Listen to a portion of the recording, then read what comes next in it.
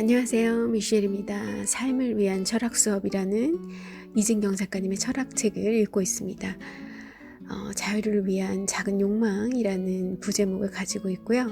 전체 4개 파트로 구성된 중에 자유와 욕망이라는 제 4부 읽는 중에 있어요.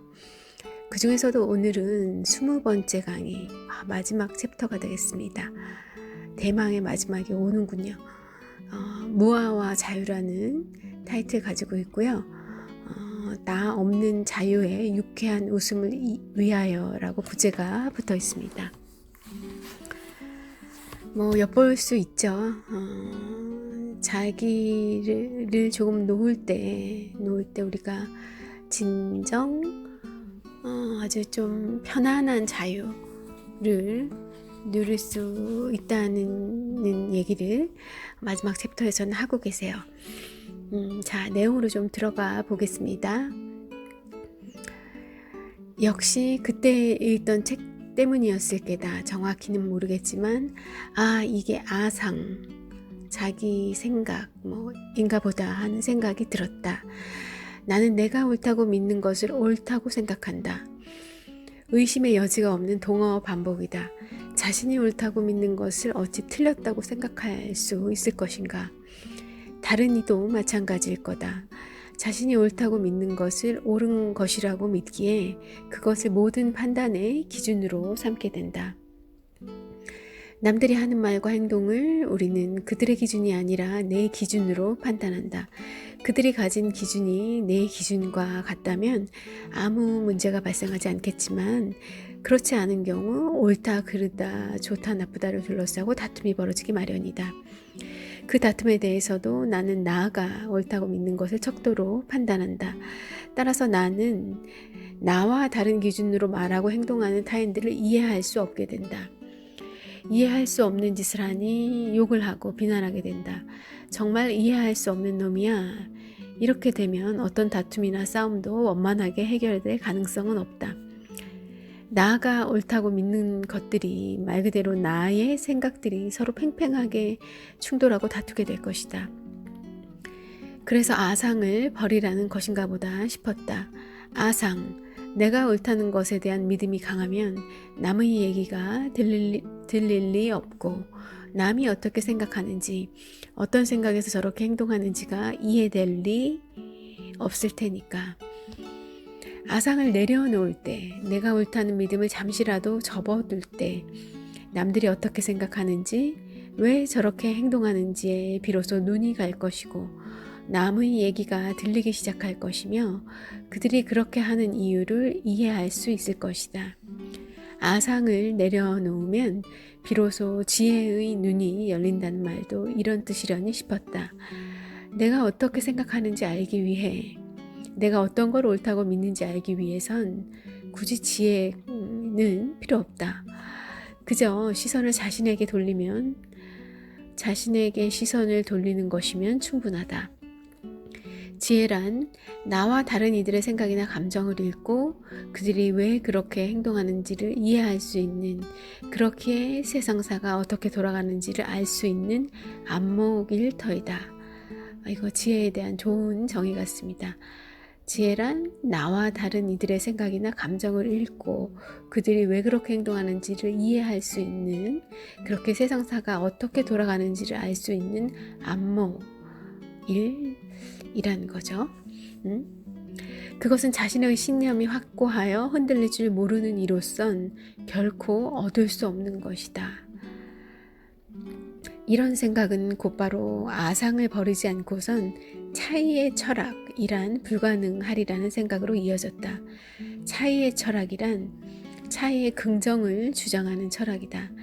이것의 가장 단순하고 통속적인 버전은 나와 다른 차이를 인정하자는 주장이다.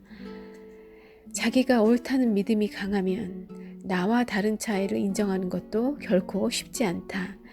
여기서도 아상은 차이를 인정할 수 없게 하는 장애다. 물론 자유주의자들처럼 그래, 너의 차이를 인정해 줄게. 다시 말해 내가 나와 다르다는 건 인정해 줄게. 하지만 나의 차이, 즉 나는 너와 다르다는 것 또한 인정해야 해. 그러니 내가 돈을 말아 불쏘시개를 하든 전봇대로 이를 쑤시든 참견하지 마 라고 말할 수 있다.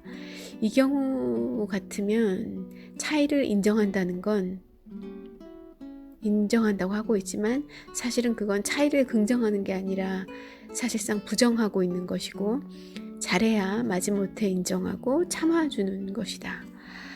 좀 더 적극적인 의미에서 차이의 긍정이란 나와 다른 어떤 것과의 만남을 긍정하는 것이다. 나와 다른 차이를 나를 바꿀 수 있는 기회로 받아들이고 긍정하는 것이다. 이러기 위해선 지금의 나에 대한 믿음, 지금의 나의 동일성을 유지하려는 태도를 접어야 한다.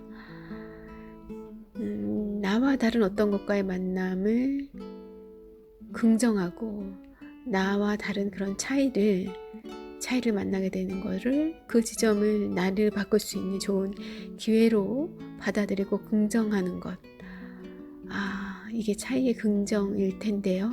이러기 위해선 지금의 나에 대한 믿음과 집착, 고집, 이런 것들, 그리고 변하지 않으려는 나의 동일성을 유지하려는 그 관성적 태도, 이런 것들을 접어야 한다는 거죠.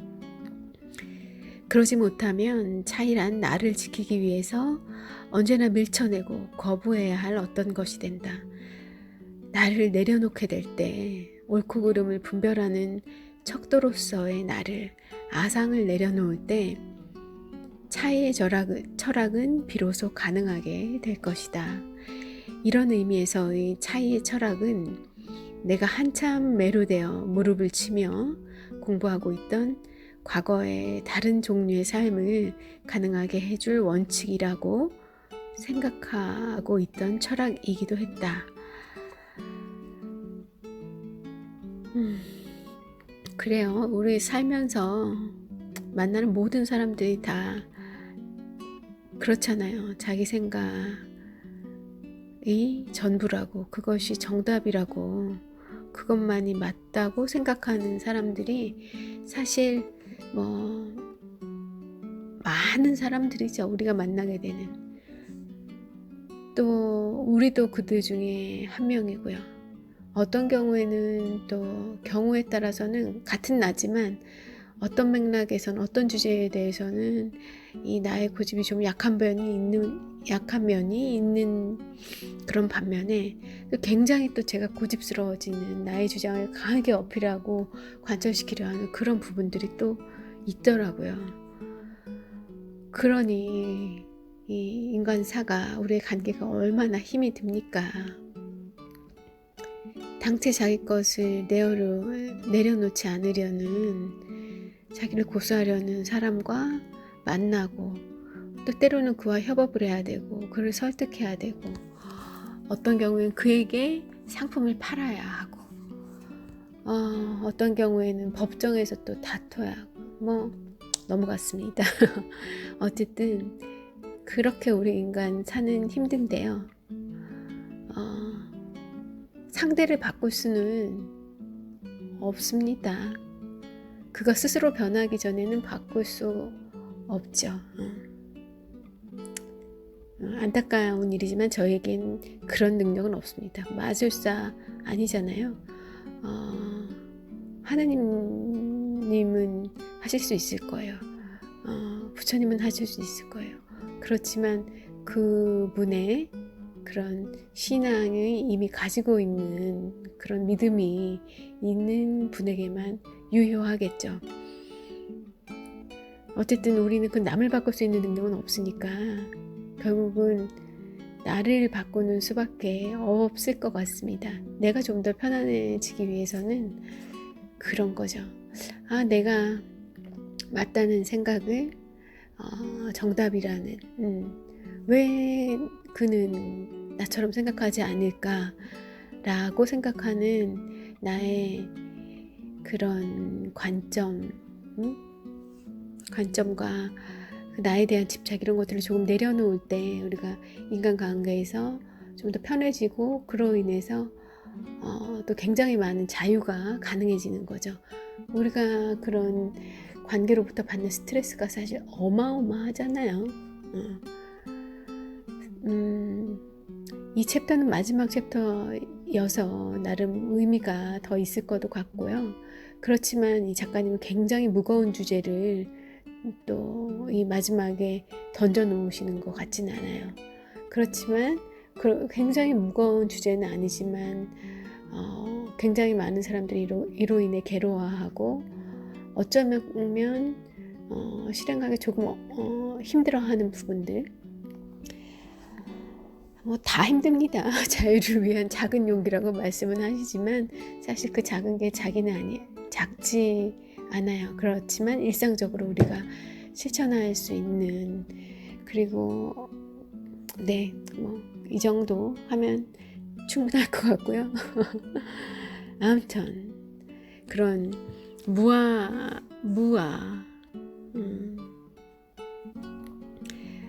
무아의 철학, 무아의 사상, 이런 것들을 로부터 이 작가님은 깨달으신 바가 큰 것 같습니다. 저도 공감하는 부분입니다. 제가 불교를 믿고 또 이런 것은 아니지만, 신앙이 그런 것은 아니지만 그렇습니다. 그리고 또 이렇게 인상적인, 같이 읽고 싶은 마지막 부분으로 넘어가겠습니다. 이 마지막 소문단에 마지막을 뭐라 해야 될까요? 마지막 그 토픽이 있어요. 의지의 자유와 의지를 접는 자유. 이 부분은 좀 앞에 있던 내용들을 같이 읽으셨거나 아니면 제 녹음 파일들을 앞에 걸 좀 들으셨으면 좀 더 이해가 와닿으실 그런 부분이긴 합니다만 한번 읽어보겠습니다. 자유란 자신이 여러 가능성 가운데 어느 하나를 선택할 수 있는 처지라고 생각하는 이도 있고, 반대로 자신이 선택하지 않은 상황에 던져져 있음을 견디고 떠맡는 것이라고 믿는 이도 있다. 도망가는 자유도 있고 견디는 자유, 극복하는 자유도 있다는 말씀이신 거죠. 어느 경우든 자신이 하고자 하는 것을 하는 게 자유라고 생각한다는 점에선 다르지 않다. 여러 가능성 앞에서든 아니면 피할 수 없는 어려운 상황 속에서든 자신의 의지를 관철시키는 것이 자유라고들 믿는다. 이런 자유에는 김수영 말대로 고독이, 피냄새가 섞여 있다. 그 의지를 가로막는 어떤 것과 대결하고 투쟁하지 않고선 자신의 의지를 관철할 수 없기 때문이다. 그 의지를 가로막는 어떤 것, 그거는 남이기도 하고 남일 수도 있고 가족일 수도 있고 내 상사나 동료일 수도 있고 그리고 나 자신일 수도 있죠. 그것과 우리는 대결하고 투쟁하지 않고선 이런 정말 깊은 내 의지, 내 욕망, 내 바람을 관철할 수 없죠. 우리가 흔히 말하는 정치적인 자유는 대개 이런 투쟁을 통해서 얻어진 것이다. 정치 얘기로 잠깐 흘러갑니다. 한번 들어보세요. 적대가 지배하는 세계에서 이런 자유의 관념을 벗어날 길은 없어 보인다. 그래 벗어날 수 없을 것이다. 그래서 적대를 없애려고 적대 없는 세상을 만들어 보겠다고들 했던 것일 게다. 그러나 적대 없는 세상도 있을 것 같지는 않지만 또한 적대만으로 가득한 세상도 있을 것 같지는 않다. 적대가 지배하는 곳이 있고 그렇지 않은 곳이 있는 것이다. 그러니까 적대가 아주 널리 퍼져 있는 그런 다수의 적대가 있는 곳이 있고 나에게 그렇다는 거죠. 그런 거고 반대로 나에게 적대가 있긴 하지만 그냥 소수의 적대가 있는 그런 곳도 그런 환경도 이제 만나게 되는 거죠. 그런데 적대가 지배하지 않는 세계, 아주 적대가 그 지배적인 나에게 적대적인 게 다수인 그런 세계에서의 자유란 어떤 것일까? 제가 조금 꼬였나요? 적대가 지배하지 않는 세계, 그러니까 완전히 적대가 없는 그런 세상은 있을 수 없고, 모두가 다 나를 좋아할 수는 없죠. 모두가 내 의지를 관철시키는데 도움되는 사람만 있을 수 있는 환경이라고 그러면 그런 건 없을 거예요. 뭐 영화를 봐도 그렇고 많은 책들을 봐도 그렇고, 황제가 뭔가를, 절대 권력의 황제나 군주가 뭔가를 하고자 하려 해도 늘 반대하는 이들이 있잖아요. 하물며 절대 권력을 가진, 또 그걸 믿고 따른 사람들로 구성된 집단에서도 그럴진데, 우리가 한낱 우리 인간들이, 일반인들, 한낱이라고 표현하면 안 되죠. 어쨌든 그런 우리가 일상적으로 만나게 되는 그런 환경에서 온전히 다 나에게 호감을 가질 수는 없습니다. 그런 이제 나에게 비호감을 가지고 있는 그런 세계에, 나와 뜻이 다른 사람들이 일부 섞여 있는 그런 세계에서 자유란 어떤 것일까? 거기서도 자신의 의지를 관철시키기 위해 앞서 언급한 그런 피냄새 나는 대결과 투쟁을 통해서 쟁취해야 하는 걸까? 우리의 자유를? 적이 아닌 친구들과의 관계에서도 같은 목적이나 이념으로 인해 모여든 동지들, 그런 커뮤니티의 관계에서도, 혹은 어쩌면 어떤 직장이란 공동의 이익을 달성하기 위한, 그런 수입을 벌어들이기 위한 그런 단체, 기업에서도, 혹은 가족이라는 자연 발생적 공동체나 함께 공부하거나 함께 생활하기 위해 만든 자발적인 커뮤니티에서도 우리는 생각이 다른 이들과 싸우고 투쟁하면서 자기 의지를 관철하는 것이 자유라고 말해야 할까? 그것이 자유를 얻는 방법이라고 생각해야 할까? 아니라는 거죠. 적대 속에서 형성된 그런 피냄새 나는 자유의 관념은 역으로 친구나